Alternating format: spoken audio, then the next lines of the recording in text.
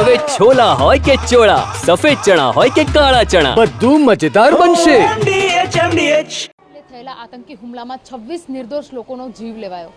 હુમલાના 15 દિવસ બાદ ભારતે પાકિસ્તાનને જડબાતોડ જવાબ આપ્યો, એર સ્ટ્રાઇક કરી અને 30થી વધુ ત્યાંના આતંકીઓનો ઠાર થયો હોવાની પણ વિગતો આવી રહી છે.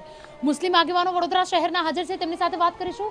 જે પ્રકારે ભારતે એર સ્ટ્રાઇક કરી, આ એર સ્ટ્રાઇક કેટલી જરૂરી હતી અને આ એર સ્ટ્રાઇક થકી પાકિસ્તાનને શું મેસેજ મળવાનો હતો? સૌથી પહેલાં તો હું કહીશ કે હમ કિસી સે કમ નહીં, कोई हमें डरा सके ये किसी में दम नहीं. सुनो गौर से दुनिया वालों, पूरी नज़र ना हम पे डालो, चाहे जितना जोर लगा लो, सबसे आगे हो गए हिंदुस्तानी. તો આ જે હતી એર સ્ટ્રાઇક જે થઈ છે એ જડબાતોડ જવાબ છે અને પાકિસ્તાન ભવિષ્યમાં આવું કોઈ પગલું ઉઠાવતા પહેલાં 100 વાર નહીં 1000 વાર વિચારશે કે હિન્દુસ્તાન પર કંઈ કરવા જેવું છે કે નહીં. એમની પાસે કોઈ તાકાત જ નથી. આ તો ઠીક છે કે થોડાક અમે ટાઈમ આપ્યો કે કદાચ માફી માંગી લે હિન્દુસ્તાન પાસે કે ભાઈ અમારાથી ભૂલ થઈ, તમે અમને માફ કરો.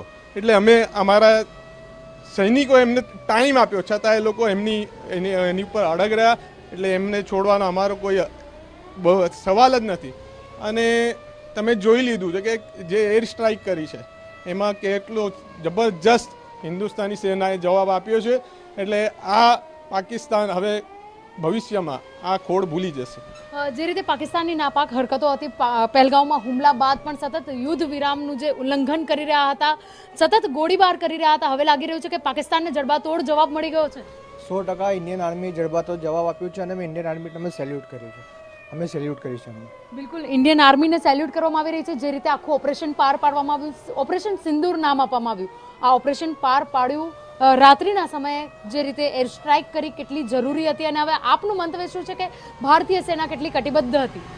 ગત રાત્રિએ જે અમે જ્યારે સવારે હું ઉઠ્યો, જ્યારે વરસાદ ચાલતો, ત્યારે એક વરસાદ એવો આવ્યો આપણા દેશ તરફથી, જે ઓપરેશન સિંદૂર મોદી સરકારે જે આપ્યું, ખરેખર જે મૃત્યુ પામ્યા છે એ લોકોને બી એક શ્રદ્ધાંજલિ રૂપે કાંઈ ઓપરેશન સિંદૂર જે નામ આપ્યું સરકારે, બહુ સારી વાત છે. અને જે ત્રણે સેનાએ જે રાતે કામ કર્યું, અને હજી બી એવા આતંકવાદી જૈશે મોહમ્મદ જેવા પાકિસ્તાનના જે 3 મોસ્ટ ઓફ જે આતંકવાદીઓ સ્થળે જે એર સ્ટ્રાઇક કરી પાકિસ્તાનમાં ઘૂસીને જે આ વખતે માર્યા છે, પણ એક કાબિલે તારીફ છે. સરકારને અભિનંદન બી આપીએ છીએ.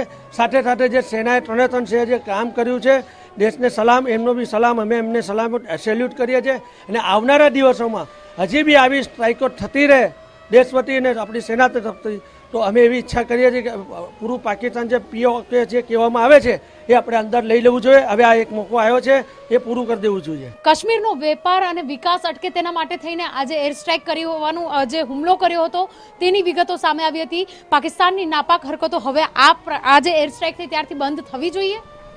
એર સ્ટ્રાઇક જે એ લોકો પહેલાં તો આપણે જેમને વેગ મળ્યો હતો જમ્મુ કાશ્મીરમાં મોદી સરકાર આવ્યા પછી 10 વર્ષમાં, પણ એ લોકોથી જોવાયું નહીં. તો એ લોકો સોફ્ટ ટાર્ગેટ આ વખતે એવું કર્યું પહેલગામવાળું કે ત્યાં એ લોકો જે ટુરિસ્ટોને ટાર્ગેટ કર્યા. તો દેશને એવો મેસેજ જાય કે હવે જો અમે લોકો બી છે અહીંયા આતંકવાદી પ્રવૃત્તિ, પણ સરકાર સજાગ હતી અને સરકારે જે કામ કર્યું છે એર સ્ટ્રાઇક કરીને, હવે મને એવું લાગે છે કે હવેના આવનારા સમયમાં આવી પાકિસ્તાન નાપાક હરકત કરે નહીં. અને આ જે ઠેકાણા છે હવે કાયમી ધ્વસ્ત થઈ જશે. આ એર સ્ટ્રાઇક હજી ચાલુ રહેવી જોઈએ. હું હિન્દુસ્તાની છું એનો મને બહુ ગર્વ છે. અને એક એઝ એ મુસ્લિમ, હું હિન્દુસ્તાની મુસ્લિમ છું અને એના માટે મારી પાસે કહેવા માટે કોઈ શબ્દો નથી. અને મને ગર્વ છે કે મારી ભારતીય સેના, હિન્દુસ્તાની સેનાએ જે જવાબ આપ્યો છે, પાકિસ્તાન કોઈ દિવસ હવે સવાલ નહીં કરે આના વિશે.